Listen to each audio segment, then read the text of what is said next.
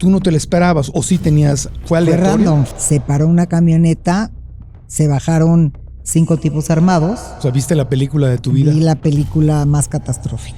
Y ahí me hice 2 preguntas rapidísimas, así en un segundo. Si es el último minuto de mi vida, ¿qué me faltó por vivir? ¿Hasta dónde el sistema que hemos creado, que es tan injusto para mucha gente, es el caldo de cultivo para que la gente que sufre en algunas ocasiones tome este camino? Íbamos por una mujer política y confundimos el perfil. Te amenazaron con venderte a otra banda. Ese fue el momento que me quebré. ¿Fueron violentos? De por sí ya te secuestré por error. Y luego, este lugar lo voy a necesitar, no avanzamos, te vamos a cortar un dedo. Y oí el serrucho. ¿Qué sentías mientras contabas hasta 50? Llegó el jefe y me hizo la pregunta más difícil que me han hecho en mi vida. ¿Qué te preguntó? Ponle un precio a tu vida.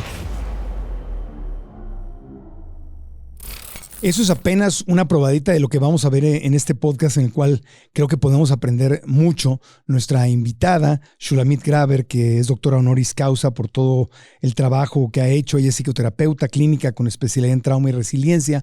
Nos va a hablar justamente del episodio más difícil de su vida. Hace 2 años que estuvo con nosotros y quedamos en hacer este episodio y por una u otra causa se habían ido retrasando las cosas, pero es un episodio fuerte porque habla de una experiencia que ninguno de nosotros quisiera pasar. Tocamos madera, le pedimos a Dios, a la vida, que nunca nos toque una cosa así. Pero, sin embargo, de una u otra forma, todos vivimos episodios fuertes, dolorosos, traumáticos. ¿Cómo hizo para salir de ahí? ¿Cómo manejó su mente? ¿Cómo manejó su sanación? Y sobre todo, ¿cómo se separó de la historia? ¿Cómo le hizo para que la historia de lo que vivió no la definiera por el resto de su vida? Porque pues, el episodio termina, pero si te quedas ahí, te atrapas para siempre. Así que tenemos mucho que aprender de Shulamit Graber y este episodio donde nos narra cómo fue secuestrada, cómo negoció su libertad y cómo se volvió a reconstruir después de ese secuestro. Estamos en nuestros estudios aquí con la comunidad de almamarriage.com, nuestras y nuestros alumnos de los cursos en línea que hemos invitado para compartir este momento de aprendizaje. ¿Listos entonces? Entonces, ¡comenzamos! Episodio 372. El podcast de Marco Antonio Regil es una producción de RGL Entertainment y todos sus derechos están reservados.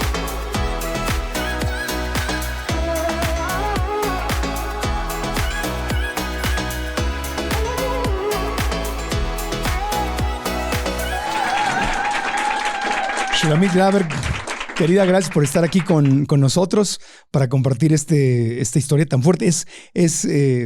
No quiero asumir, pero es lo más fuerte y el reto más grande que has vivido en toda tu historia. Sí, son de esas cosas que no estaban en el guión de tu vida, que no te iban a pasar y que no te pasan hasta que te pasan. Claro.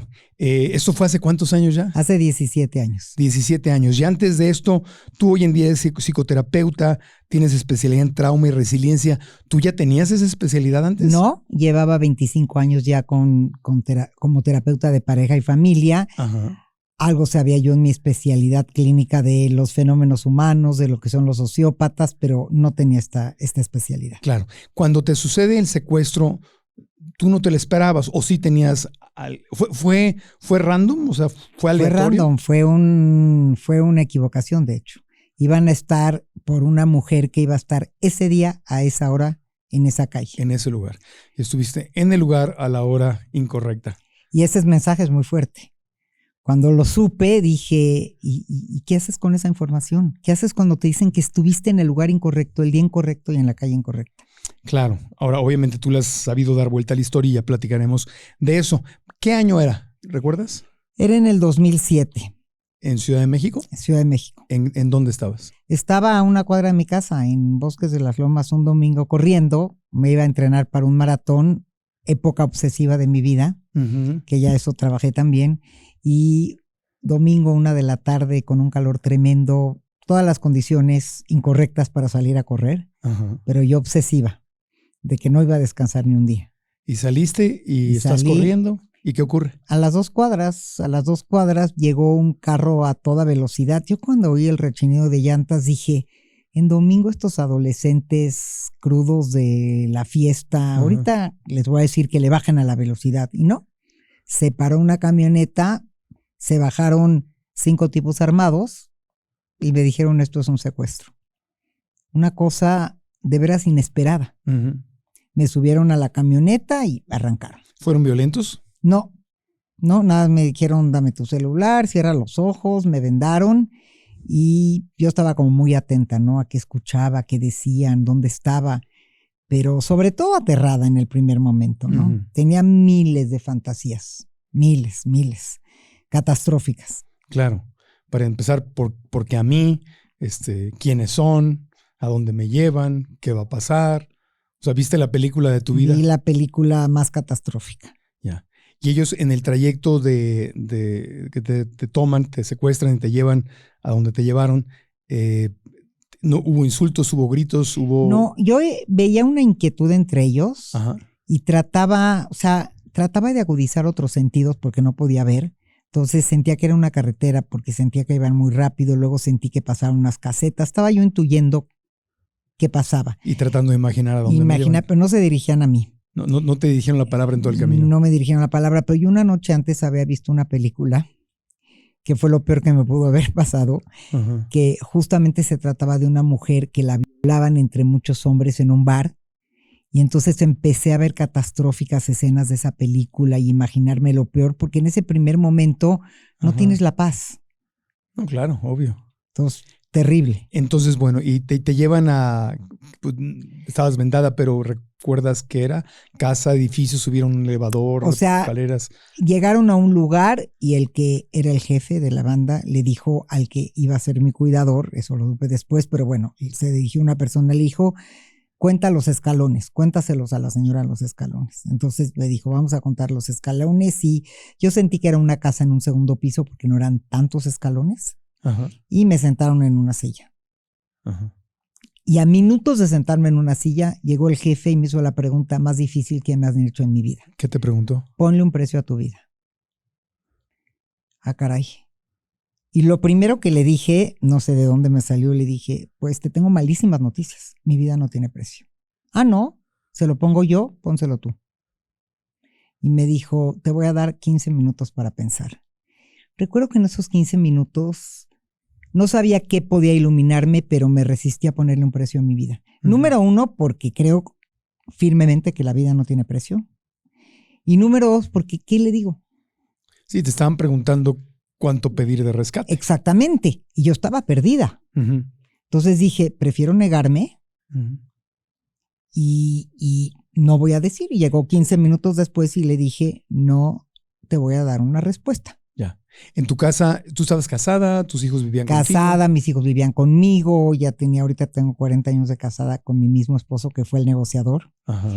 Pero sí, ya estaba casada, pero ellos estaban jugando squash, fue muy inmediato. Yo salí a correr, tardaba 2 horas en regresar, o sea, no tenía ni idea que no estaban preocupados. Sí. Pero cuando le dije que no le voy a dar una respuesta al precio de mi vida, me dijo, entonces, vamos a hablarle a tu esposa. ¿Tenían su teléfono o te lo pidieron? No, me lo pidieron y me comunicaron con él. Y yo, en voz súper tranquila, porque estaba tranquila hasta ese momento, le dije, me secuestraron, estoy bien. Y en eso arrancaron el teléfono y se fueron a hablar con él. Y era un poco como mi idea, pues que negocien con alguien más, no conmigo, porque yo me iba a equivocar seguramente en decir un número. No tenía idea qué número decir. Y bueno, ya en ese momento no sabías que había sido un error. No sabía que había sido un error. No te llamaban por tu nombre, nada. Nada. Y cuando regresaron de hablar con mi esposo, empezaron, ¿cómo te llamas? Y ahí empecé a oír gritos. Siento que desde que hablaron con mi esposo se dieron cuenta que se habían equivocado. Y entonces empezaron a hacerme preguntas, me di cuenta que no sabían quién era y me dijo el jefe, es que, ¿qué crees? Cometimos un error. Íbamos por una mujer política y confundimos el perfil. Yo alcancé a oír gritos antes de eso, gritos de estúpidos, creo que la fotografía estaba equivocada, una cosa así, ¿no? Entonces, ahí cuando yo me di cuenta que no son quien soy, hice como una rebobinada en mi interior. Sí. Y dije, esta es mi oportunidad. Y entonces le dije, bueno, si se equivocaron, suéltame, nada más suéltame y yo corro. No me dejes en ningún lugar, seguro, no seguro, suéltame. Y me dijo, no. Allá se hicieron los gastos, de la casa, los celulares, esto ya va a tener que ser como un secuestro. Y aquí te vas a quedar hasta que negociemos. ¿Qué sentimientos venían? Obviamente tenías miedo, pero ¿qué más había? ¿Qué pasaba por tu mente? Fíjate que en ese momento ya no tenía miedo. En ese momento me entró como una sensación de voy a negociar mi libertad. O sea, era como una adrenalina. Era como una adrenalina supervivencia. de soy psicóloga, ¿qué sé como psicóloga? Dije, ¿son sociópatas? Sí, tengo que estar tranquila. Y entonces hice la pregunta, ahí esta pregunta que me hice fue la clave, porque en ese momento, en ese instante cuando él me dijo, ¿ya te vas a quedar acá? Yo le dije, te puedo hacer una pregunta y si quieres me la contestas y si no, no. Y me dijo, es muy probable que no te la conteste, pero házmela. Y ahí pensé, ¿qué es lo que más me distingue como terapeuta, como psicóloga? Si yo tuviera que agarrar una herramienta, una característica, una sola cosa y descubrí que es la curiosidad. A mí me encantaba mi trabajo, me encanta, porque yo soy una genuina curiosa de la vida del otro. Cuando estoy frente a alguien, a mí me interesa mucho saber por qué llegó a ser quien es. ¿Le preguntaste? O sea, ¿tuviste el valor de preguntarle? Y le dije, te voy a hacer esta pregunta. ¿Cómo elegiste ser secuestrador? Wow. ¿Y sabes qué me contestó? ¿Qué? Nunca a nadie le había importado mi vida y nadie me había hecho esa pregunta. Así que me voy a sentar y te voy a contar mi vida. Y ahí empezó una relación entre nosotros. ¿Este era el cuidador o el jefe? El jefe. ¿Se sentó a contarte de su historia? Y me contó su historia. ¿Tú con los ojos vendados? Yo con los ojos vendados. Puedo decirte que es de las historias más terribles que he escuchado. Ajá. Una historia muy fuerte que no quiero decir que justifico lo que hace. No. Pero viene del inframundo la persona. ¿Cuál era su historia? Él, cuando tenía 2 meses, estaba en un carro arriba de un monte y hubo como una lluvia muy fuerte que se deslavó el monte, el carro cayó a un precipicio. Instantáneamente murieron sus padres y él no murió. No sabe cuánto tiempo después vinieron las máquinas estas que hacen el carro chatarra. Ajá. Y que te van a tirar a la basura y oyeron un llanto. No sé de cuánto tiempo, ni él lo sabe. Y entonces el de la basura se asomó a ver qué hay. Y pues encontró un niño llorando y no supo qué hacer más que quedárselo. Con enojo, con coraje, con desprecio, con maltrato, una vida muy miserable, porque llegó a un lugar donde nadie quería que llegue y donde no era bienvenido. Y entonces dice que vivió una vida terrible, de mucho maltrato, con mucha pobreza. Con mucha discriminación en relación al resto de la familia de esta persona, hasta que me decidí independizar y esto hago. Yo en ese momento pensé, tengo que ser cuidadosa, no puedo juzgar, no puedo recomendar, solo puedo escuchar. Sí, no estás en consulta. No, y aparte no puedo perder de vista que estoy frente a alguien que en cualquier momento enloquece, ¿no? Claro. Y entonces yo le dije, pero bueno, si ya voy a estar acá y no sabemos cuánto tiempo, vamos a hablar. Vamos a hablar a ver qué podemos hacer para que tú estés mejor. ¿Le dijiste que era psicólogo? Le dije que era psicóloga. Y bueno, en ese momento él se fue, me dijo quién iba a ser mi cuidador. Vamos, era una persona que tenía momentos bien y momentos de locura. El cuidador. El jefe. El jefe. Y me dijo quién iba a ser mi cuidador. Ok. Y bueno, a partir de ahí dije, ¿qué más puedo hacer? Tengo que elevar mi grado de conciencia. Siento que no estaba sola. Empecé a evocar a mis maestros, a mis lecciones. Y ahí me vino, en ese primer instante, una de las lecciones más importantes de mi vida. Mis abuelos, mis 4 abuelos, son sobrevivientes del Holocausto. Yo crecí con esas historias. Okay. Entonces yo decía, tengo que tener sangre sobreviviente. Yo tengo que tener algo en mi genética. Y recordé una historia de mi abuelo, que algún día yo le pregunté, abuelo, ¿de qué está hecha la sobrevivencia? Porque desde niña era un tema que me inquietaba mucho. Y me dijo mi abuelo, yo te lo voy a responder con una anécdota. Cuando estábamos en el campo de concentración, estábamos muchos jóvenes y llegó un soldado nazi y preguntó, ¿quién sabe trabajar en la máquina de zapatos? Nadie levantó la mano, yo levanté la mano. Y no sabía. Claro. Esa es la respuesta. Y yo le dije a mi abuelo, ¿pero de qué está hecho ese momento de levantar la mano? Y me dijo, de atrevimiento. Y esa historia marcó mi vida. Atreverte. Y entonces dije, ya sé que me tengo que atrever a hacer lo poco común. ¿Y a qué me voy a atrever? A acercarme a él, a perder el miedo, a hacer preguntas. A tratar de desarrollar una relación. A platicar con él. Y eso hice.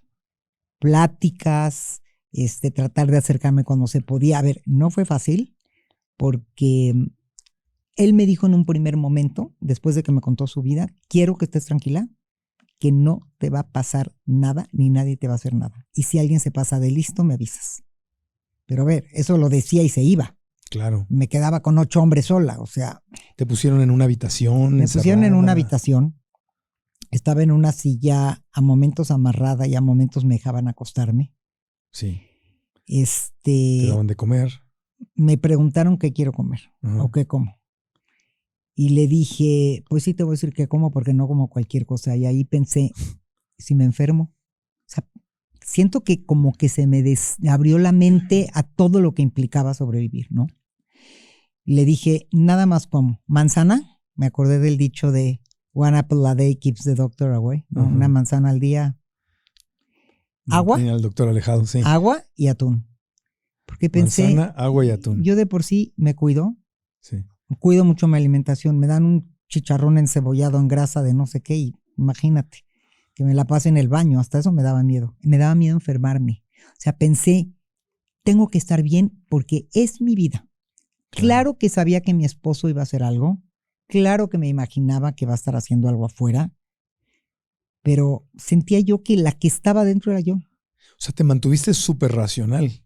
Súper racional. Me han hecho esa pregunta muchas veces. ¿No temblabas de miedo? ¿No tuviste momentos de llanto? Fíjate que no, y me han hecho esa pregunta muchas veces. Ajá. Y lo que hoy concluyó es que no sabes de qué está hecha la maleta de tu vida hasta que la tienes que desempacar. Y creo que esta situación de que me hayan robado mi libertad y que yo la tenía que recuperar era crucial para mí. 2, empecé a agarrarme de todos los momentos que quería vivir y que me faltaban por vivir, que fue muy importante. Y 3, tenía muy claro que si yo me acercaba a él iba a lograr algo diferente. Entonces te pusiste un objetivo y me dijiste, voy a enfocarme en esto. A ver, no te voy a decir, tuve 2 momentos terribles. Ajá. Terribles. Uno, o sea, a un par de días de estar ahí, llegó y me dijo, te vamos a cortar un dedo. Porque él se drogaba, tenía momentos terribles. Llegaba bien y luego llegaba con una locura, era otra persona. ¿Lo escuchabas? Lo escuchaba. Y hasta escuchaba como las ligas, las jeringas, muy, muy desagradable. Y me dijo, te vamos a cortar un dedo porque no está cooperando tu esposo, porque ya pasó mucho tiempo, porque necesitamos meterle miedo, porque hay que avanzar. Yo este lugar lo voy a necesitar. De por sí ya te secuestré por error. Y luego, este lugar lo voy a necesitar. No avanzamos, te vamos a cortar un dedo. Y oí el serrucho, un serrucho. Y ahí, ¿sabes qué pensé? Dije, si me vas a cortar un dedo, me vas a dar un derecho a elegir qué dedo. ¿Eso le dijiste? Le dije, déjame elegir mi dedo. ¿Sabes por qué? Acababa de leer el libro de El hombre en busca de sentido de Viktor Frankl y todo el día pensaba, al hombre se le puede quitar todo menos la libertad de elegir qué pensar y qué sentir. Y le dije, me vas a dar oportunidad de elegir qué dedo. Me acuerdo que pensé, otra pregunta que nunca te vas a hacer, ¿qué dedo vas a perder?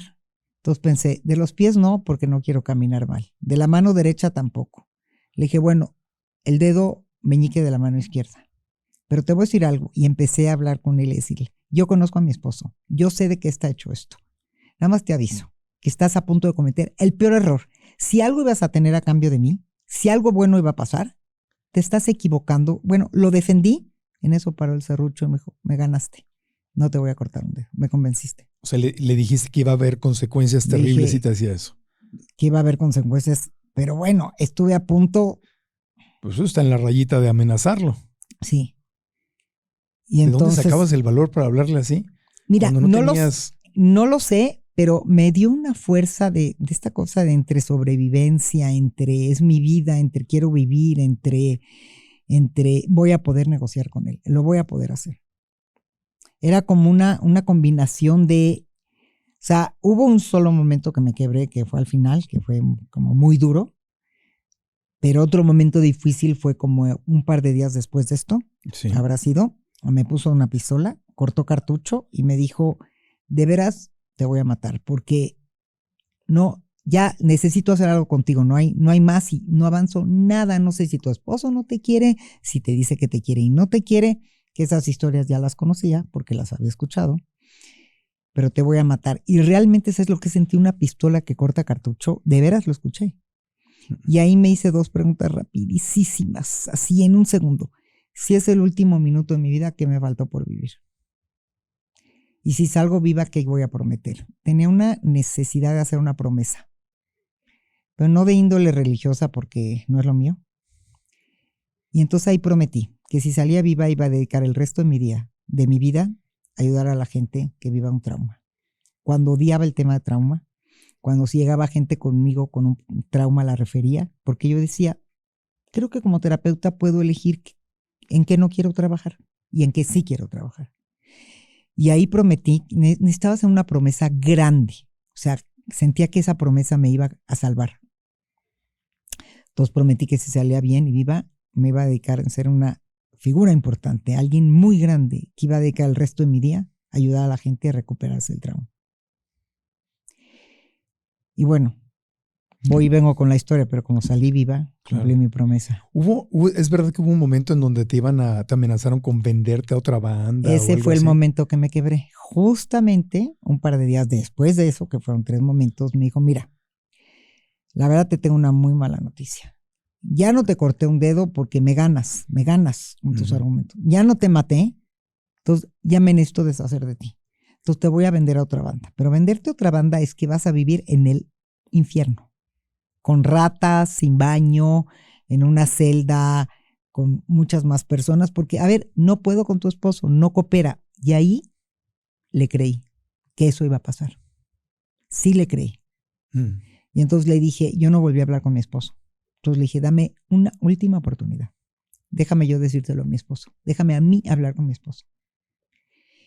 Me comunicó y ahí sí me quebré. Y ahí sí, llorando, le dije, o sea, si iba a pasar algo, ibas a hacer un milagro, tienes un segundo. Porque esto va a pasar. Ahí soltaste todo lo que habías contenido, lo que te habías aguantado. Todo. Y realmente salí ese día. Realmente salí ese día, pero lo triste de la historia es que no salí por eso. Porque no me creyó mi esposo. O sea, me creyó que me estaban amenazando y obligando a decir eso.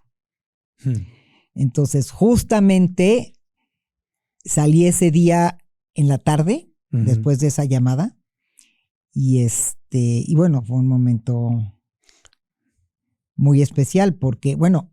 Hagamos una cosita, tenemos que hacer una pausa y regresando nos cuentas cómo fue que negociaron tu salida y después de esto, obviamente, también algo muy importante que es el objetivo del podcast, es que nos digas cómo te reconstruiste, qué pasó después de que saliste, porque normalmente las víctimas durante el proceso están en supervivencia, pero cuando salen vienen todos los traumas y los llantos y las pesadillas y todo. ¿Cómo manejaste todo eso? Y la lección del podcast, que creo yo es cómo no te casaste con esa historia, cómo no permitiste que esa historia de la secuestrada se convirtiera en la historia que te definiría por el resto de tu vida. Así que hacemos una pausita y continuamos con el podcast. ¿Quieres alcanzar tus sueños pero te falta confianza? ¿Sientes que no tienes lo necesario para construir la vida que quieres y te mereces? La inseguridad es un desafío muy común, así que si la sientes, no te juzgues, no te sientas mal, porque eso es muy común. Sin embargo, hay que saber que esto limita el potencial de muchos seres humanos. El tema es darnos cuenta y salir de ahí. Como tal vez lo sabes, a lo largo de mi carrera de 40 años me he tenido que reinventar y empezar desde ceros una y otra vez, justamente para no conformarme con algo que no quiero en mi vida. Y en ese camino he descubierto algunos secretos que pueden ayudarte a ti también a confiar en tus habilidades y atreverte a dejar eso que se ve seguro pero que no te llena, que no te hace feliz, e ir por lo que verdaderamente quieres y que tal vez puede parecer inalcanzable.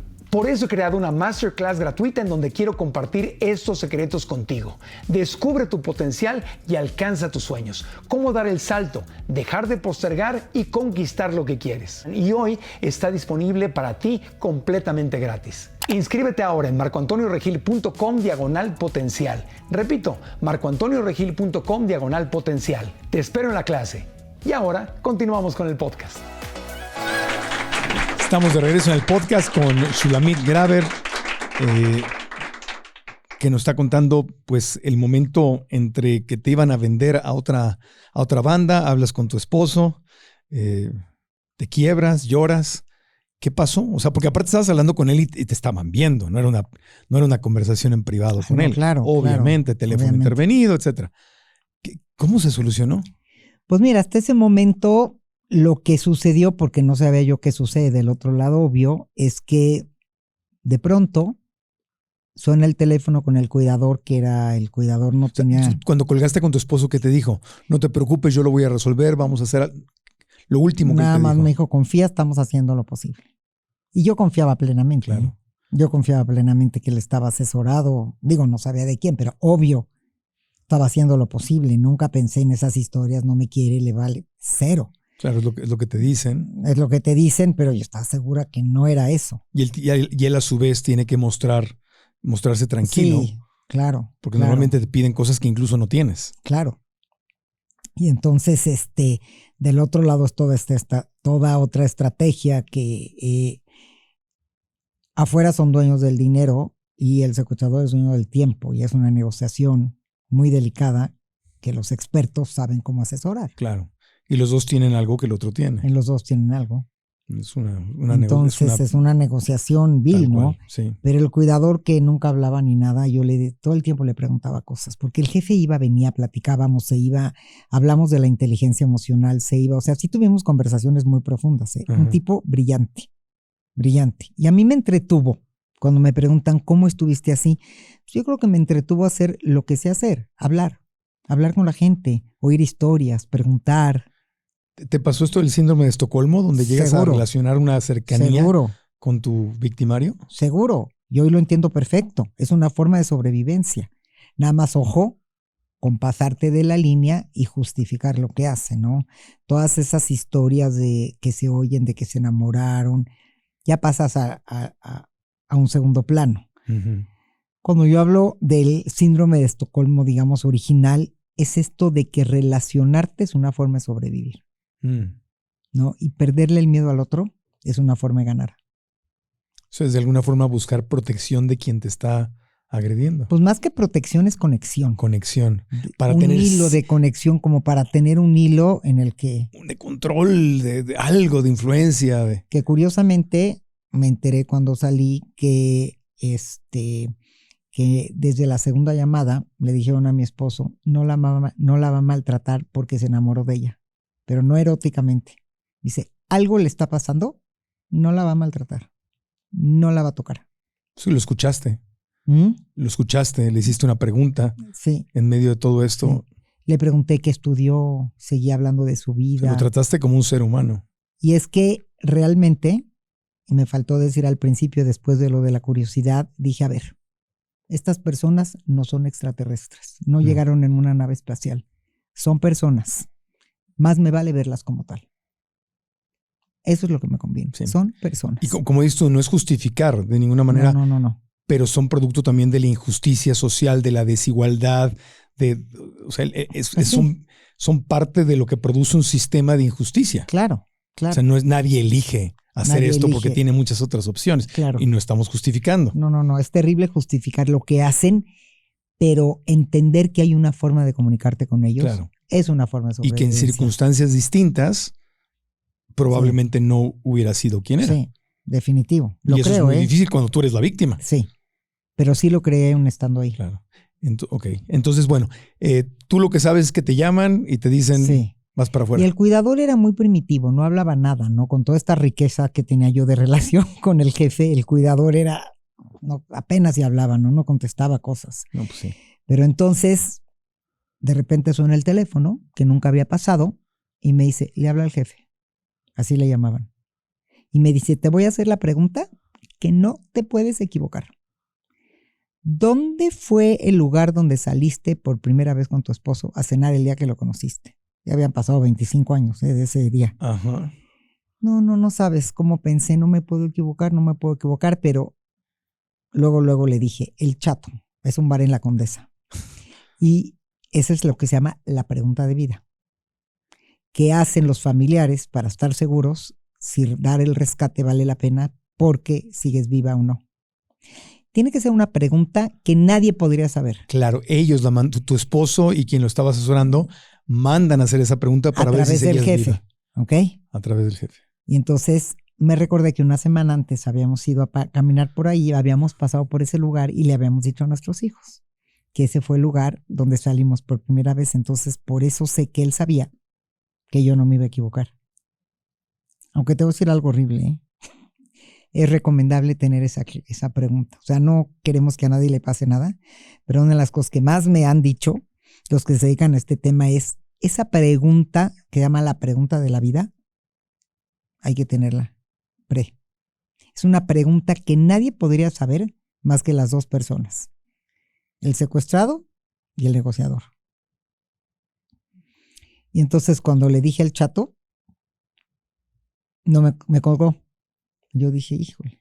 Y a la hora llegó, yo ahí desesperanzada porque no pasaba nada, me dijo, ¿qué pasó? Parece que no te quieres ir. Tus zapatos, ya nos vamos. Me acuerdo cómo me puse mis tenis vendada. ¿Te bañaste durante este tiempo? ¿Sí te dejaban bañarte? Me bañé. Aquí hay algunos detalles importantes. No dormitaba porque dormir es difícil. Claro. Perdí la noción del tiempo, de si es día, es noche. Sí me bañé y mucha gente me ha preguntado cómo me atreví, porque la primera vez que quise ir al baño, recién me agarraron, dije quiero ir al baño y me dijeron sí, va a ir con su cuidador. Le dije, oye, permíteme un momentito, es lo más indigno que he escuchado. O sea, yo tengo 25 años de casada y mi esposo nunca me ha acompañado al baño. Y me dijo, pues, ¿qué crees? Eres muy lista y quieres sacar ventaja de todo, pero aquí el que manda soy yo. ¿Sabes qué, Marco? Ahí me entró como una sensación de no puedo poner mi libertad ahí. O sea, tengo que hacer algo para poderlo hacer. Y fui al baño acompañada.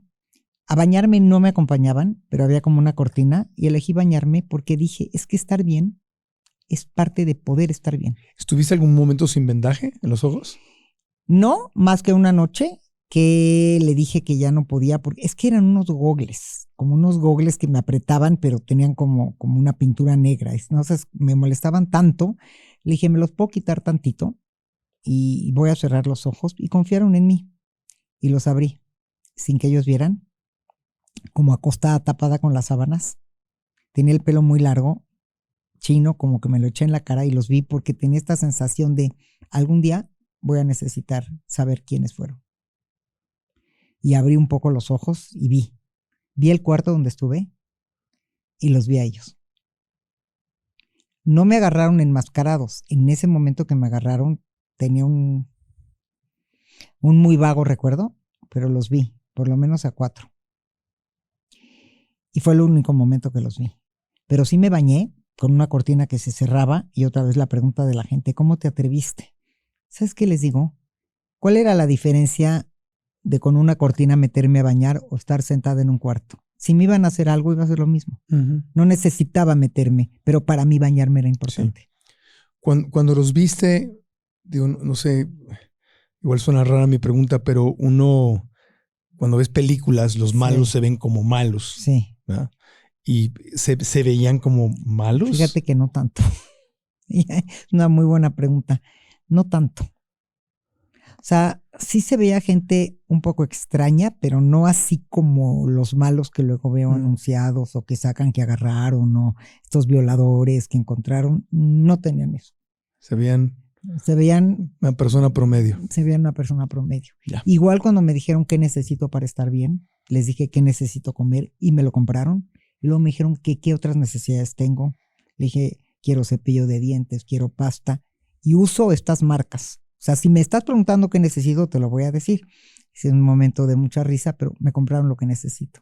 ¿Crees que te respetaron más porque tenías seguridad y no te vieron temblorosa, con miedo, diciendo lo que sea? O sea, ¿crees que hubiera sido distinto?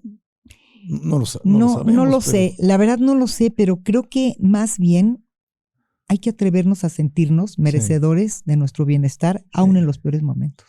Pregunto porque en el mundo animal, y somos animales humanos, ¿verdad?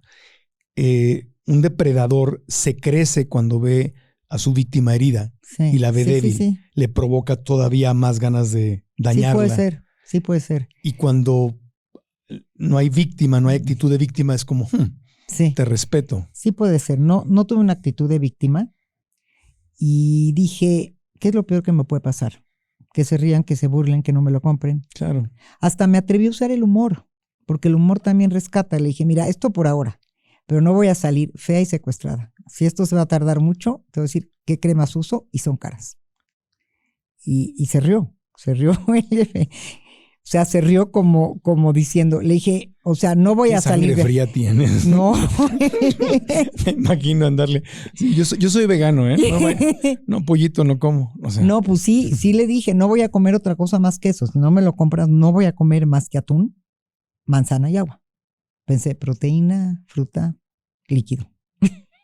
Wow, pero sí lo pensé así. Sí.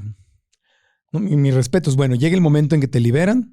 Llega el momento en que llega a la casa y nos dice, ya nos vamos.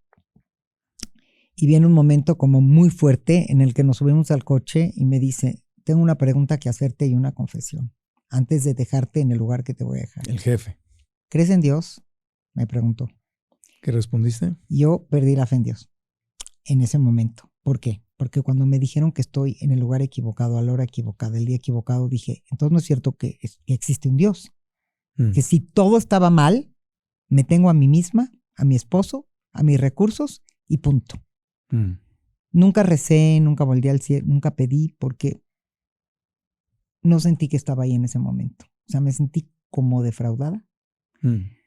Pero, por si las dudas, le dije, mira, no sé qué creo y en qué creo. En algo creo, pero estoy segura que en lo que creo lo tengo que negociar conmigo misma. Y me dijo, yo no creo en Dios ni en la casualidad, creo en la causalidad. Yo creo que tú y yo nos tenemos que haber conocido por algo.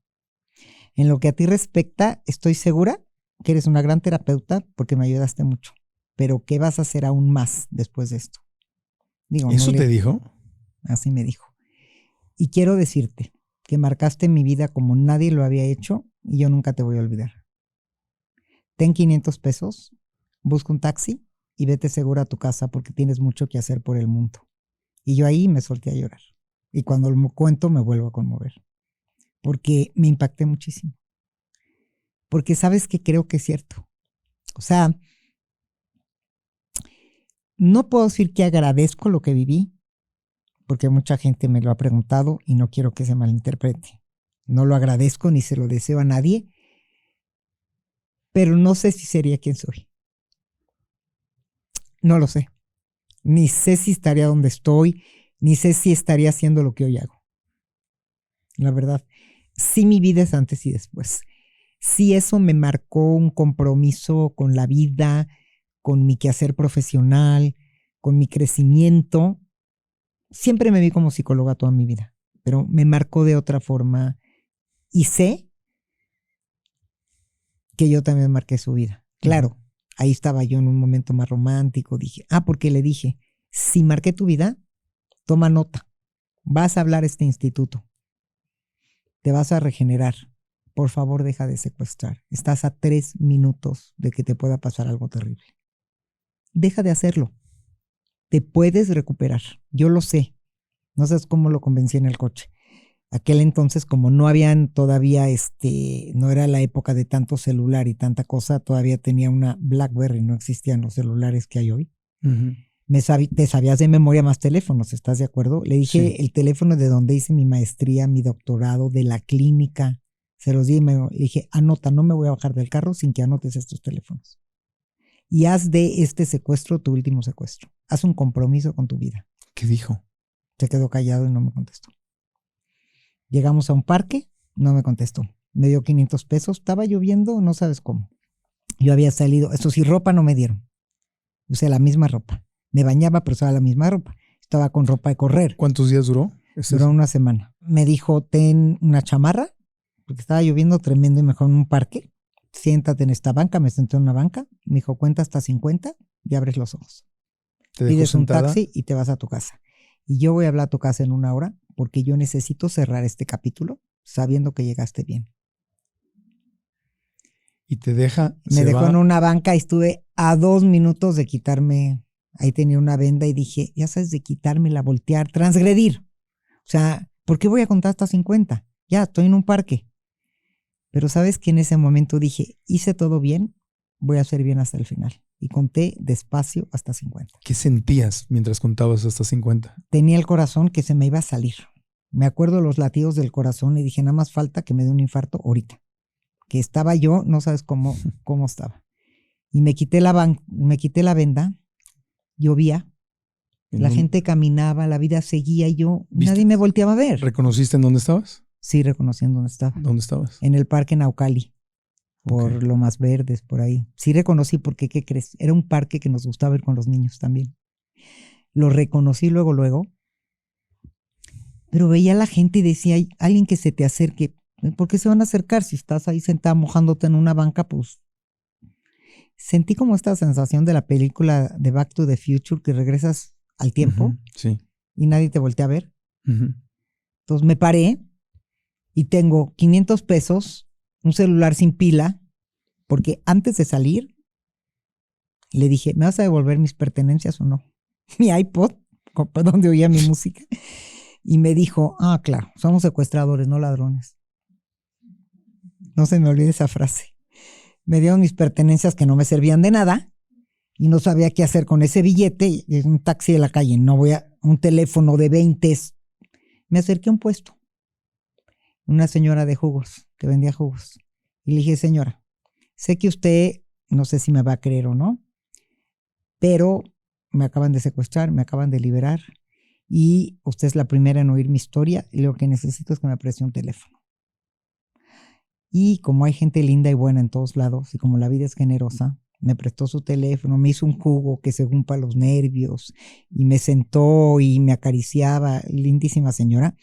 Hablé a la casa, claro, el grito de júbilo y todo, y me dijo mi esposo, no te muevas, ahí voy por ti. Le dije, ni loca. O sea, yo calculaba que él va a tardar 45 minutos. Le dije, no, ¿y dónde te veo? Y no estaba yo como para esperar. Le dije, no, yo voy para allá. Yo voy a buscar un taxi y llego a la casa. Me sentía más segura de yo tomando acción que esperando, ¿no? Ahí tuvimos una discusión de ya salgo, no vengas, no. Y le pregunté a la señora dónde había un sitio, me regaló un juguito, caminé a un sitio. Y un bolillo, al susto. No, de hecho solo me dio un juguito, muy linda, y me dijo, mire, ahí hay un sitio de taxis. Me paré, llega un taxi, y le digo, oiga, ¿usted es de sitio? Pues no me está viendo, señora. No, pero necesito que usted me lo asegure. Bueno, no se suba si no confía. Me subí, cerré la puerta y ahí sí me quebré. No le podía ni decir la dirección. Y el pobre hombre decía, señora, ¿qué pasó? ¿Está bien? ¿La bajo? ¿Qué? ¿A dónde vamos? No podía hablar, literal, no podía hablar. Claro, ahí salió todo. Ahí salió todo lo que me había aguantado, Es que llorabas. Lloraba y ya se paró el señor y me dijo, es que no sé a dónde voy.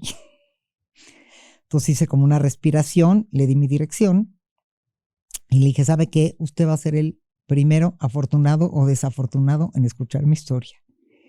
Y se la conté durante todo el camino, que estábamos lejísimos de mi casa, como 40 minutos realmente, más en una tarde lluviosa. Y cuando llegamos, le dije cuánto le debo, tenía yo el billete de 500 pesos que me dio el jefe, me dijo nada. Así, dijo nada. Me conmovió mucho porque la del jugo, o sea, como que siento que la vida te compensa, ¿no? Que la vida es generosa. Me dice, el afortunado soy yo en haber escuchado su historia. Entonces me bajé con la chamarra del secuestrador, los 500 pesos, como caminando, y bueno, tengo una imagen a lo lejos de ver a mis hijos, del primer abrazo de mis hijos, que fue un abrazo que no se me va a olvidar jamás. Y luego una llegada un poco brusca a mi casa porque pues, desafortunadamente era como las películas, las cámaras, la AFI, millones de personas. Entonces no fue así como yo pensé llegar y abrazarnos y sentarnos y sentir que volvía a la vida.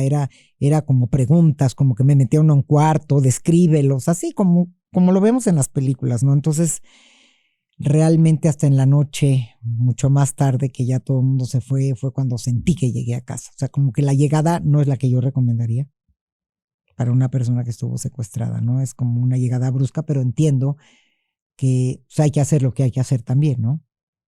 Y que las instancias que apoyan y están ahí todo el tiempo, pues. Claro. Pero bueno, yo me sentía agradecida conmigo, con mi esposo, con el equipo, con mis hijos, con... ¿Volviste a nacer? Fue un momento que volví a nacer. Volviste a nacer, me imagino que la vida se reordena, que las prioridades, lo que es importante realmente lo ves con claridad realmente. Y lo que no es importante se desvanece y dices que me ando preocupando de estas cosas. ¿Y qué crees? Se vuelve, esto que dices, se vuelve un parámetro en tu vida. ¿Eh? Claro. Yo era una mujer muy perfeccionista, muy obsesiva, perdía muy fácil la calma. Sí. Sí, se me hacía tarde, se ponchaba una llanta y yo prometí que pocas cosas me van a volver a quitar mi paz. Claro, soltaste. O sea, ¿qué me puede quitar mi paz después de negociar? Y más cuando llegué y me dijeron los de la AFI, queremos decirte que fue un caso muy inusual. Negociaste el 90% de tu libertad. No es que se ofreció más. Él ya no pudo tenerte más. Él llegó un momento en que tu presencia le causó mucho conflicto a él. El tenerte encerrada a ti, él ya no podía. Porque se conectó contigo. Porque nos conectamos. Entonces, yo siento Lo que... Lo viste, te vio. Yo siento que esa mirada y esa conexión y Ya no era una transacción, hubo una conexión de humano a humano. Sí. Y las cosas cambian. Sí, y las cosas cambian y claro que a la hora habló a mi casa. A preguntar si estaba bien. Y habló al mismo teléfono con mi esposo y le dijo, mira, méntame la madre, dime lo que quieras, pero nada más dime que llegó bien a casa tu mujer. Wow. Y yo llegando les dije, él va a hablar en 1 hora y me dijeron, no, estás loca, ya conocemos estas historias. Les dije, pero mi historia la conozco yo. Llamó. Y él va a hablar. Vamos a una pausita, Shulamit, y hablemos de eso. Es obvio que no puedes agradecerle a la vida esa experiencia tan horrible. Sin embargo, la experiencia te transformó. Y por lo que escucho, lo pudo haber transformado él. Nunca lo sabremos. O tal vez sí, algún día, nunca sabes. Pero fue una historia de transformación y eso es lo que, o sea, te gusta quién eres hoy. Y esa es la transformación que sí se puede agradecer, no lo que ocurrió, pero el producto, ¿no? La transformación, para que nos digas qué aprendiste, cómo te reconstruiste, cómo manejaste todo cuando ya el trauma se presenta, la inseguridad, ya me imagino que salir a correr, con qué confianza sales a correr, sales a caminar, con qué confianza vives y la lección que mencionamos al principio. Cuando a alguien le sucede algo muy traumático, se agarra de esa historia y a veces permite, si no recibe el tratamiento adecuado, permite que esta historia sea la que la defina por el resto de la vida. Exacto. Y puedes salir de un secuestro, puedes salir de una enfermedad, puedes salir de una relación tóxica, horrible, abusiva, pero mentalmente sigues encerrada en la misma jaula. ¿Cómo saliste de ahí? Una pausita y continuamos con el podcast.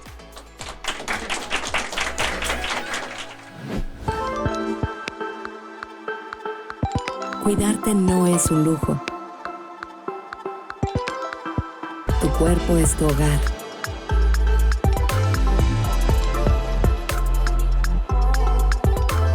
Alcanza tu máximo potencial. Lunes a viernes, 10 de la mañana, tiempo del Centro de México, en el canal de YouTube de Grupo Fórmula.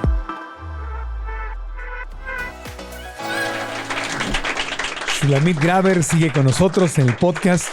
Creo que ahorita vienen las lecciones que nos vas a compartir, pero aquí le pregunto al público que está en vivo con nosotros, solamente escuchar la historia y escuchar la forma en que narras la historia y tus reflexiones sobre la historia, pues ya aprendimos mucho, ¿o no? Sí, ahí estamos. Pero ahora vienen las lecciones.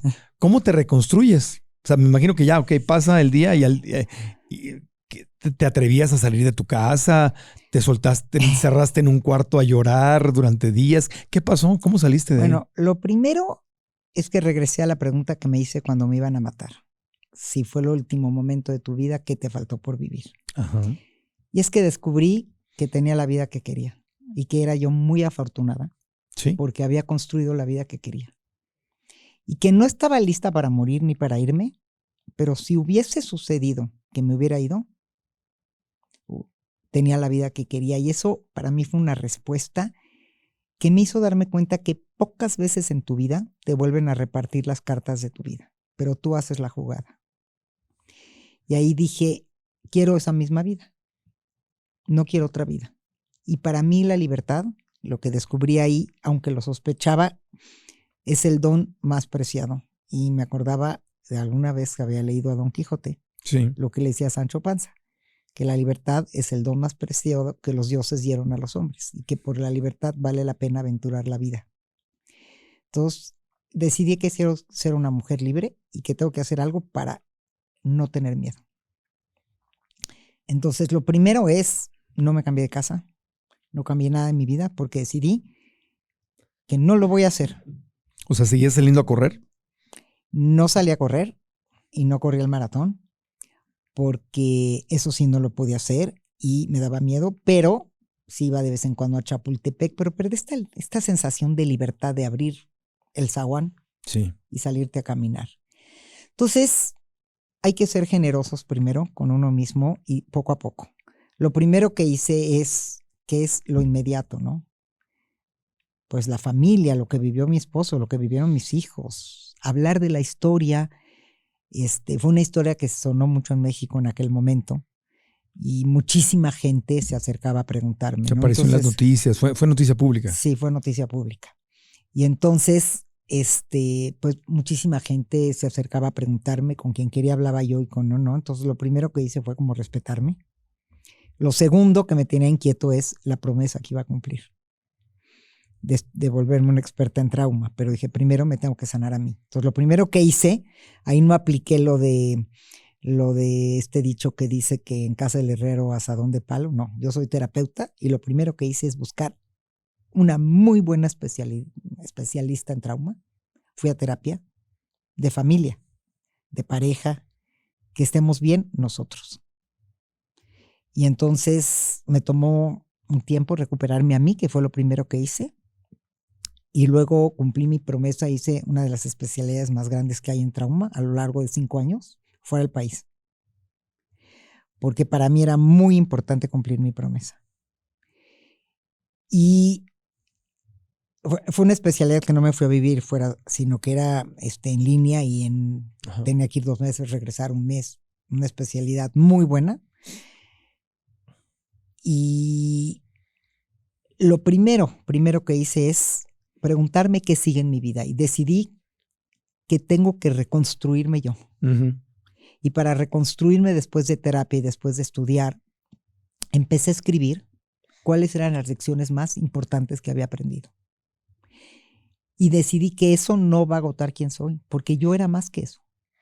Más que la experiencia. Más que la experiencia. Dije, a ver, yo ya era una mujer casada con un buen matrimonio, con 3 hijos, con una carrera. Entonces, aprendí lo que quiere decir víctima, que nada ni nadie iba a agotar mi realidad, que yo iba a ser más que eso que había vivido. Segundo, quería recuperar mi paz interior. Sí. Y eso era mi libertad. Yo quería subirme a mi coche y ir a todos lados. Cuando yo llegué del secuestro me ofrecieron que cooperara, que me iban a poner escolta, chofer y todo, pero nunca lo he tenido. Odio esas cosas. Yo me muevo sola. Yo voy en mi coche a todos lados. Yo hago mis cosas sola. A mí no me gusta que me atiendan ni que me lleven. Sí. Y yo quería volver a hacer esa, sin Claro. miedo. Entonces decidí que lo iba a empezar a hacer poco a poco, lo que podía y como podía. Uh-huh. Pero yo quería irme a mis conferencias a las 10 de la noche, regresar a las 12 manejando. Me casé con un hombre que me había dado esa libertad. Era una negociación como pareja y ahora la iba a perder por un evento. Me rehusaba. Entonces hice todo lo que podía hacer. Empecé a meditar, no meditaba. Me di cuenta que era poco espiritual, que tenía que ser más espiritual. Empecé a agarrar las herramientas que ahí estando me di cuenta que me hubieran hecho mucho bien y que no las tenía. ¿Cuáles? Como por ejemplo meditar, respiraciones. En algún momento en el secuestro me fue muy impactante que estaba yo harta. Le dije, no me puedo llevar a pasear, aunque sea como los perros con una correa, a un parque, un rato a caminar, ya no puedo, estoy entumida. Me dijo, o sea, te atreves a pedir unas cosas que no se piden en un secuestro. Pero bueno, si sabes hacer yoga, meditar, respirar en 1 metro cuadrado, hazlo. Y yo había renegado de esas cosas, era acelerada. A mí me gustaba correr, moverme, ir. Todo eso se me hacía para la gente de flojera. Y me di cuenta que la espiritualidad era importantísima. Y no religiosa. ¿Renegociaste tu relación o tu fe con Dios o algo así? ¿O? Sí, esa es una cosa que te digo rápidamente que fue muy interesante. No, mi esposo estaba preocupadísimo y porque había perdido la fe y todo el mundo porque había perdido la fe. Y entonces, y no la recuperaba y a mí no me preocupaba en lo más mínimo ese asunto, porque tampoco creas que era un tema relevante en mi vida. Era un tema normal, sabía que hay un Dios, una fuerza universal, pero así que digas que era yo de una fe, no. Entonces vino una vez un rabino muy famoso, yo soy judía, vino un rabino muy famoso de esos que vamos a llamarle equivalente al Papa, ¿sí? Así de esos, sí. Que viene pocas veces y que vea muy poca gente en casos muy especiales y me consiguieron una cita porque mi esposo al otro día del secuestro quería ir a dar gracias a Dios al templo. Le dije, me da muchísima pena, pero no cuentes conmigo. Tú vele a dar gracias, yo me doy gracias a mí en mi casa. Por favor ven, y no fui. Y entonces vino unos 3 meses después este rabino y se sentó enfrente de mí y me dijo, sin saber nada, nada de mí. Me dijo, te veo enojada. Y yo tratando de hacer una cara de, no va a adivinar, no va a adivinarme. Y me dijo, viviste una cosa muy difícil y estás enojada con Dios. Nada más te quiero dar una explicación importante. Dios te puso en un lugar en el que sabía que ibas a poder para salvarte de un lugar con el que no ibas a poder. Me impactó muchísimo esa interpretación. Dios te puso en un lugar en el que sabía que ibas a poder para salvarte de un lugar en el que sabía que no ibas a poder. Y ahí empezó mi mente a lo mejor iba a correr y me iban a matar. A lo mejor le iba a pasar algo a mis hijos o a mi esposo porque iban a salir en la tarde a algún lugar. Y ahí dije, te la compro. Y volví a lo mismo. Volví a lo mismo, como era antes. Tradicionalista, creyente en algo, pero no así. Tampoco era el tema de mi vida, ¿no? Sí. Pero sí recuperé la fe en un poder.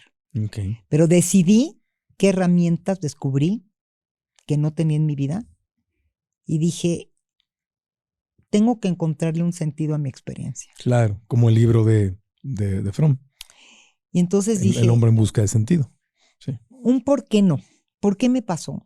Primero me atormenté y luego dije el por qué no me va a llevar a ningún lugar. Ahí ya estaba yo entre leyendo, estudiando, tomando terapia, todo al mismo tiempo. ¿Un para qué? Un sentido.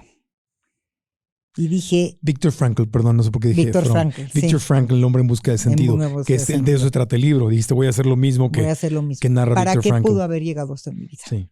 Y descubrí que llegó para correr menos, para conectarme más conmigo, que era poco conectada, era más bien acelerada. Y para conectarme más y justamente para volverme más espiritual y para hacer algo con esta experiencia hacia afuera. Entonces empecé a meditar, que ahora no empiezo mi día. La gente que me conoce antes y después sí siente un cambio muy grande. Me di cuenta que no tenía mucha paz en mi vida, era más bien de un carácter acelerado. Decidí que la paz interior no es negociable y que quiero ser alguien más tranquila, hacer menos, más de lo que me gusta, más espiritual, me volví mucho más espiritual. Aprendí técnicas de relajación, de meditación, que han cambiado mi vida rotundamente y que ahora las practico en mi consulta y le digo a la gente que la espiritualidad es sí o sí de la canasta básica. Sí. Encontrarle un sentido al dolor es importantísimo porque si no te vas a pelear el resto del día. Y aprendí que no iba a permitir que esa experiencia me definiera, sino que yo iba a decidir qué hacer con ella. ¿Dónde la iba a colocar? ¿Cómo me iba a ayudar? Sí, porque ahí está el riesgo, ¿no? Y ahí está el riesgo. O sea, el sobreviviente de una guerra tiene una historia real, porque es una historia real, y puede crear su identidad alrededor de esa. Soy el sobreviviente de la guerra, soy el sobreviviente del holocausto. Yo soy la secuestrada. Soy yo soy el desempleado. Soy la mujer golpeada, claro, soy la abusada. Soy el hombre a quien traicionaron, a quien le robaron. Y es verdad, porque lo viviste. Y es verdad. Pero no nos conviene hacer de que esa experiencia defina el resto de tu vida. No, porque ¿Cuál es el riesgo de no salir de ahí, de esa historia? Que te quedas en un lugar de eterna víctima. Y número 1, no trasciendes. A ver, para que lo que viviste y ese dolor tenga un sentido, no puedes quedarte en el lugar de víctima, porque si no, la experiencia consumió quién eres. Uh-huh. Es un riesgo tremendo. Claro. Entonces yo decidí que eso no iba a ser mi historia, Sí. ni la de mis hijos, ni la de mi esposo, ni la de mi familia. Pero puede ser tentador quedarte con tu historia de víctima. Es una ganancia secundaria muy padre. Exacto, una ganancia secundaria. Pero me volví hater de las víctimas. Sí, pero hablemos de la ganancia secundaria. Es que la ganancia secundaria es, pobrecita, ella fue la que la secuestraron. Digo, ten piedad, ¿no? Ten compasión, pobrecita. Te doy cariño, ¿qué esperas te doy abrazo. de ella? ¿Qué esperas de ella? O sea, sí. No le exijas mucho. Pobre, ella sufrió, ¿no? Conectas. O sea, se te abren puertas. Empiezan a compadecerte y se abren puertas. No, pero se abren las puertas. Recibes cosas a cambio. Sí, pero las puertas equivocadas. Sí, pero cuando estás en ese... Pero recibes cosas a cambio. Ahora, por un tiempo es humano y es normal quedarte ahí por un tiempo. Sí. El tema es que hay que salir de ahí. La cosa es que hay que salir y también es un acto de voluntad. De decir, esta historia no me va a definir, pero ¿qué hago a partir de hoy? ¿Qué hago con esta historia? ¿Una nueva historia? Una nueva historia. ¿Cómo esto se vuelve en un potencializador para yo ser alguien diferente? Porque te puedes quedar ahí, es tu libertad, es tu decisión. Claro. O puedes decir, voy a construir una nueva historia. Claro. Y para eso te tienes que atrever a hablar de tu historia, a procesarla. Sí. ¿Cómo acomodo en mi cerebro esa historia? Ajá. Acomodarla en algún lugar adentro de ti. Sí. Para que cuando quieras abrir el cajón y contarla como ahorita yo la pueda contar, me pueda conmover, porque la vida no se vive con borrador. Pero no me quedo en esa historia. Claro. Y después, que para mí es la cereza del pastel, es transformarte. Si esto ya me pasó y no lo puedo borrar, y ya me dolió, y ya causó dolor, desgaste en la familia y en mí, ahora, ¿cómo me convierto en una mejor versión de mí mismo? Claro. ¿Qué hago para ser una mejor versión? Sí. Esa es la pregunta. Lo puedes hacer en terapia, lo puedes hacer a través de cualquier práctica que tú quieras, pero te tienes que mover de esa historia. Sí. Tienes que hacer algo diferente inmediatamente después. A ver, poco a poco, no digo al otro día. Pero mientras más te quedes en esa historia y más aceptes ser el pobre, más difícil va a ser pararte de esa silla. Porque es una silla muy cómoda. Claro.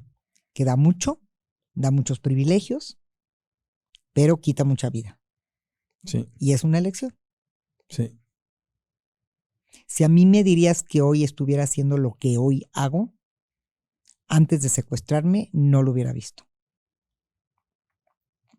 Sí seguiría siendo terapeuta porque ya lo hacía, pero cambió mi práctica profesional, mi forma de dirigirme a mis pacientes, la forma en cómo resignificar el dolor también es importante.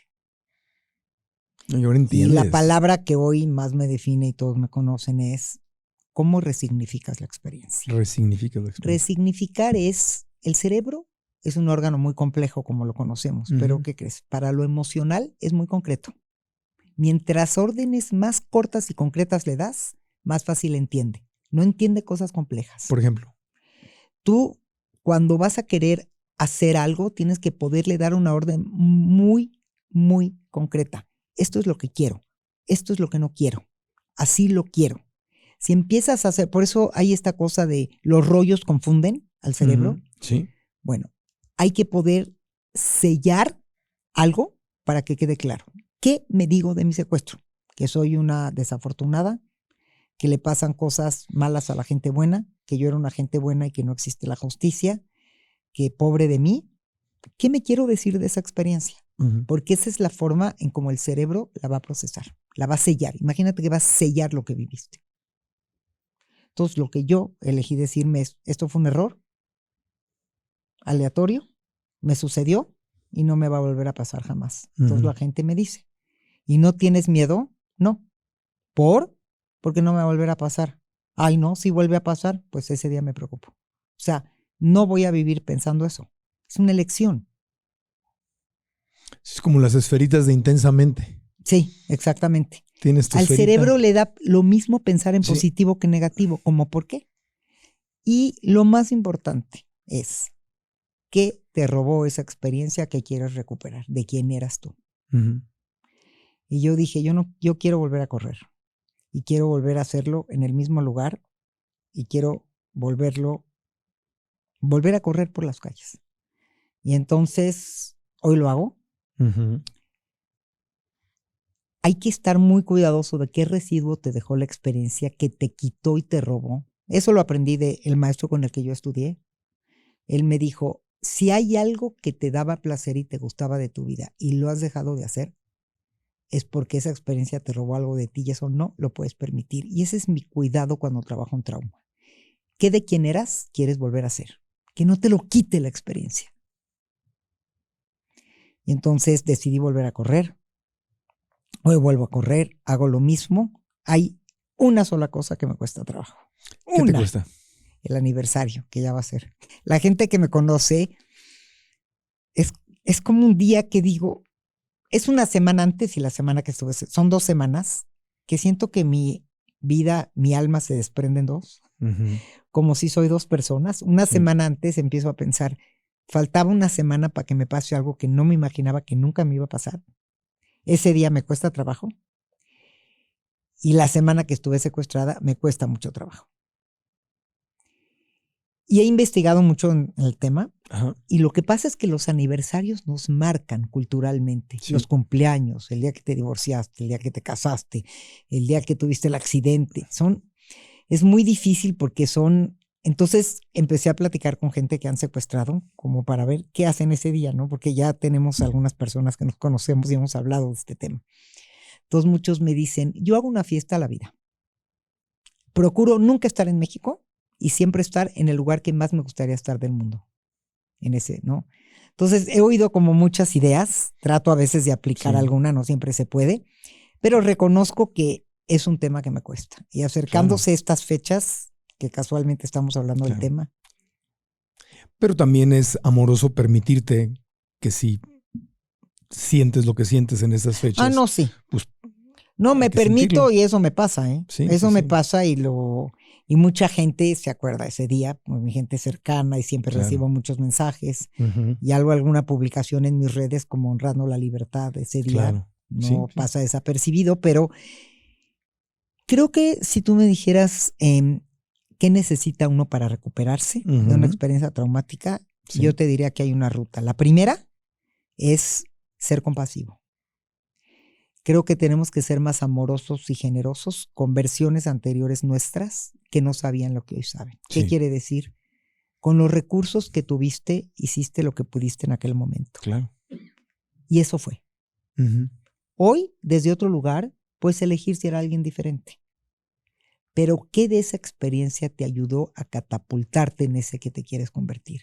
¿Qué descubriste de ti mismo que no conocías? Porque los recursos de un trauma y de una crisis la gente los menosprecia, no los ve, porque fue un trauma o una crisis. ¿Qué descubriste de ti? ¿Qué recursos sí tenías que no sabías? ¿Qué viste que había en tu maleta? Que hoy vas a aplicar con otra conciencia. Sí. Otra cosa importante es salir de este lugar que no agote tu realidad. Y algo muy importante es entender que la vida es incierta. Que lo que decía el famoso poeta Amado Nervo, que el cielo es azul, el mar es salado y la vida es incierta, es lo único cierto. Que sí le pasan cosas malas a la gente buena y cosas buenas a la gente mala. Y esa es la vida. Sí. No te vayas por ahí. No te quedes hundido en por qué a mí. Claro. Sino para qué a mí. Sí, ¿para qué? ¿Para qué? ¿Qué hago con esto? ¿Ahora qué hago con esto? ¿Qué propósito puedo tener? ¿Qué voy a hacer con esta experiencia? Sí. ¿A quién puedo ayudar con lo que sea ahora? Sí. Y los budistas, pues, tú lo sabes, hablan mucho de la no permanencia, ¿no? De entender que lo único permanente es el cambio. Entonces todo va a cambiar. Lo que ahorita nos gusta va a desaparecer. Y lo que no nos gusta también va a desaparecer. Claro. Entonces, apegarte o esperar, ay, ojalá que esto sea así para siempre, no va a ser así para siempre. Y también, un poco hablando de budismo y de lo que tú dices, el poder de la gratitud, ¿no? Claro. Yo postergaba mucho porque como era obsesiva y perfeccionista, ya sabes, siempre estaba pensando, no, esta cita hoy. No, mejor la hago el jueves que voy a estar a una cuadra, no postergo nada. Lo que tengo en mi día, eso es lo que hay. Y ya. Eso es lo que hay y no me duermo sin agradecer el día que tuve. Claro. Porque eso es lo que hay y trato de vivir como de una forma muy plena cada día. Porque eso es lo que aprendí, que claro. Algo que en la vida te iba a pasar te pasa y más un secuestro, sí, ¿no? Sí. Recuerdo mucho aquella anécdota de Nelson Mandela, ¿te acuerdas? Sí, cuando claro. Sale de la cárcel y lo entrevistan, ¿no? Y le preguntan que si siente rencor, si siente coraje por los años de su vida que se perdieron injustamente en esa cárcel como un preso político. Porque dijo, o sea, si yo odio o tengo rencor, entonces habré salido de la cárcel, pero la cárcel no habrá salido de mí. Exactamente. Entonces, si yo no suelto, perdono, encuentro la gratitud y resignifico esto, entonces por más que yo haya salido de la cárcel, voy a seguir viviendo en la cárcel. Entonces tú pudiste haber salido de ese secuestro, pero si no lo hubieras resignificado tu vida, hubieras vivido secuestrada. Hay gente que se divorcia de una experiencia horrible, pero en la mente lo sigue reviviendo. Entonces se divorció, pero no se divorció. Salió de la cárcel, pero no salió. No sueltas. Y justo lo que dijo te echas una cadena Nelson perpetua. Mandela del perdón, sí. Yo la verdad ya los perdoné. Perdonaste a tus secuestradores. Los perdoné porque sé que hicieron lo que saben hacer y lo que pudieron hacer. Sí. Ojalá hagan algo diferente en su vida. Ojalá que sí. Ojalá algún día haya sido cierto que toqué su vida. Ojalá que sí, nunca sabes. Ojalá que sí, pero... Y a veces me pregunto hoy que he hablado mucho de este tema y escribí un libro y todo. Digo, ¿habrán oído? ¿Sabrán? ¿Les servirá? O sea, sí es algo que a veces pienso y no importa tanto qué pase allá, sino cómo reverberas tú, ¿no? Pero el perdón es muy importante. Sí. Me perdoné por haber salido a correr ese día, que me lo recriminé mucho. Y los perdono. Claro, no sé, creo que lo comentamos hace 2 años. Una muy querida amiga también, psicóloga que estuvo con nosotros en el podcast hace tiempo, Clara Nahum, a quien le mando un abrazo hasta Los Ángeles. Ella está con un grupo de gente de terapeutas que van a los reclusorios en California, pero van con gente que cometió crímenes fuertes, gente que tiene ahí cadena perpetua, o sea, criminales fuertes. Y voluntariamente van a hablar con ellos. Sí. Y la pregunta clásica que les hacemos todos, yo se la hice algún día en un podcast, hace cientos de podcasts, le dije, ¿no te da miedo? Y me decía justo lo que tú nos comentaste en este episodio. Decía que cuando se sientan a hablar con ellos, no todos, algunos no están listos, algunos no quieren, pero es muy común que les diga a ella y a otros terapeutas, eres la primera persona que me vio a mí y no a mi crimen. Sí. Y entonces se abren y cuentan invariablemente, y no estamos justificando nada, porque hay mucha gente que ha pasado por cosas similares y no toma la opción del crimen, pero invariablemente hay un tema de injusticia social, de abuso, de violación, de transgresión, de abandono, de cierta esclavitud a veces incluso. O sea, siempre hay una gran injusticia social y esto es muy importante que como sociedad pensemos. Claro. Hasta dónde el sistema que hemos creado, que es tan injusto para mucha gente, es el caldo de cultivo para que la gente que sufre en algunas ocasiones tome este camino. Y eso es lo que saben hacer y eso es lo que hicieron con los recursos que tenían. ¿Esté yo de acuerdo? No se trata de que yo esté de acuerdo. No estamos de acuerdo. Y el perdón tiene que ver con una elección personal. Sí. Y el volver a confiar en la vida tiene que ver también con una decisión personal. ¿Y puedes sentir compasión? O sea, no es la lástima es una cosa, compasión es otra. O sea, es una forma de amor de decir, wow, qué fuerte lo que viviste. Porque si se dedican a eso, ¿cómo se irán a dormir? ¿Cómo se deben sentir? No puede ser que se sientan bien. Claro. Entonces deben también dentro de lo que hacen, debe haber sufrimiento. Y también el síndrome de Estocolmo tiene que ver con eso, ¿no? Como sentirte agradecida que no te hicieron nada. Claro. Digo, violencia emocional, pero cuando sales entera físicamente Sí. es más fácil recuperar. Sí, me tuviste en tus manos y no me hiciste nada. Sí. ¿Has llegado a sentir compasión? Sí he llegado a sentir Perdón, compasión. Sí. No hablo mucho de eso porque a la gente le hace mucho ruido, pero Obvio. si tú me lo preguntas, sí. No, Sí. obvio que hace ruido porque no estás diciendo estuvo bien, lo apruebo. Sí. Pero es que es lo mismo, es como cuando tienes un papá alcohólico o cuando tienes Sí. a alguien que te hizo la vida imposible. No es que apruebes lo que te hicieron, pero para sentir compasión necesitas ya haber soltado y Sí. salido de esa cárcel de la que hablaba Nelson Mandela. Sí, porque si no sales y te quedas ahí atorado y entonces tu vida siempre está ahí, ¿no? Sí, amor no es aprobar. No.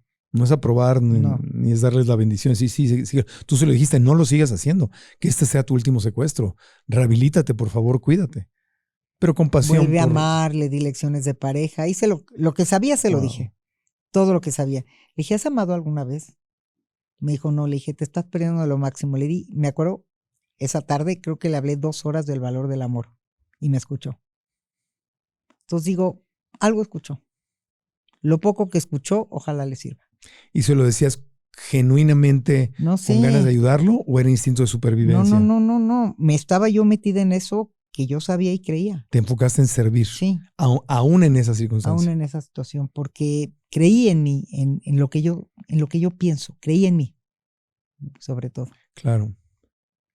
Sí, aquí hay lecciones, todos los libros sagrados de todas las religiones tienen lecciones muy grandes. A mí siempre se me quedó muy grabado, aunque no practico ninguna religión, pero la tradición cristiana donde Cristo en la cruz, según la tradición cristiana, dice, Padre, perdona a los que no saben lo que hacen. O sea, él ahí crucificado, flagelado, traicionado, moribundo, con dolor físico, con toda la crisis que está viviendo, piensa en sus agresores y dice, perdónalos porque no saben lo que hacen.